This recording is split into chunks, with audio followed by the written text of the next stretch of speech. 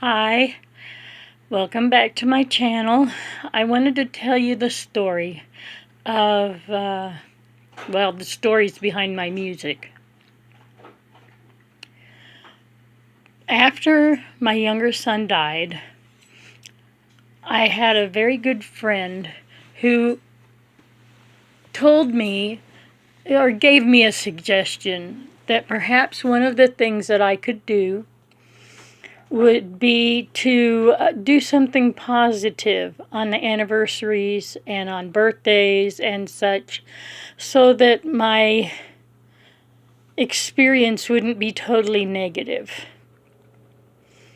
And so I determined I was going to do that. I thought that was a good idea. It didn't have to be anything big. I didn't have to run a marathon in his name, and I didn't have to do much of anything. It would be something as simple as planting a flower or a tree in his name. And so I did that. About a year after he died, I went to, actually it was his birthday, a year after he died, and I went to do a function of some kind. I was always asked to sing at different places, for MAD, for the Compassionate Friends, for candlelight vigils, for meetings of all different kinds, and I think that's something that I did that night. And it was in Florida. It was raining very hard, and you could barely see as I drove home, but I felt good because I felt like I had done something positive in his name. And of course, being a musician, I'm listening to the radio and I'm just loving the music. And this song comes on. And the song was about a woman who had given up her son for adoption. And she was wondering what his life would be. And in the song, it was his birthday. And the chorus was, he would be 16. That would have been my son's 16th birthday. I lost it. I pulled over to the side of the road, and I cried and I cried and I cried. And the rain was coming down. It was so bad that it's one of those torrential rains to where you turn on the windshield wipers and you can't have them go fast enough. And I'm through the tears, and there's no way I could drive. I don't know how long I sat on the side of the road. I finally made my way home. I was crying all the way, but at least I could somewhat see. And I got home, and that's when I wrote The Love of a Lifetime. I've always had a gift of writing to sort out my feelings. And even when I was a child, that's what I would do. If I could get it written down, at least I could deal with it. I could look at it. I could see it. I could analyze it. And it helped me to cope with things. And that song was very healing to me.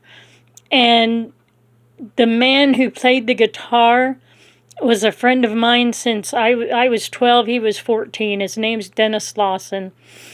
And he helped me to put the music to the song.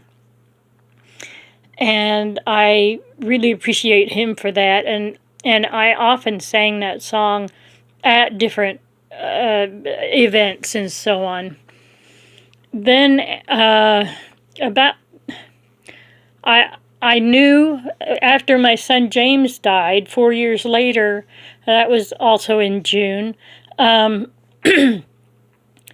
I knew I'd be asked to sing at the candlelight vigil for the Compassionate Friends the following December.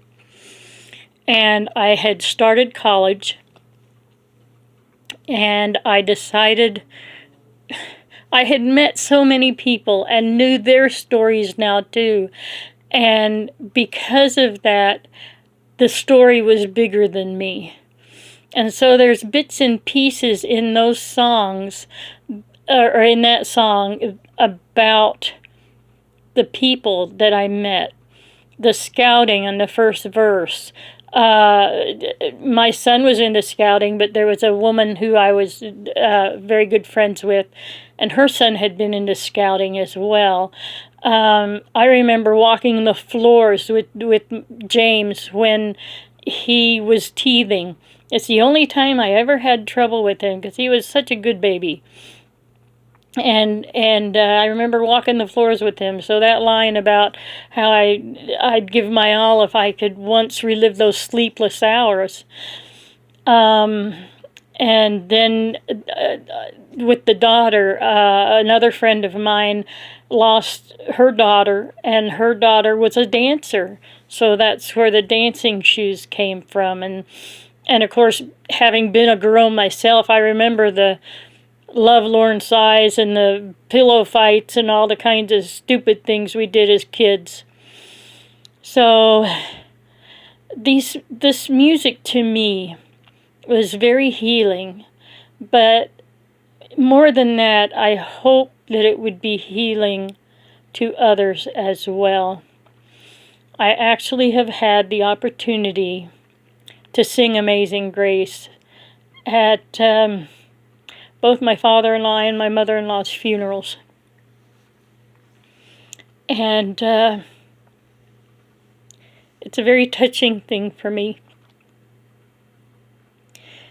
And I feel grateful that the Lord has given me a little bit of talent that perhaps I might ease somebody else's burden. And I just hope that this video gets to whoever needs to hear it.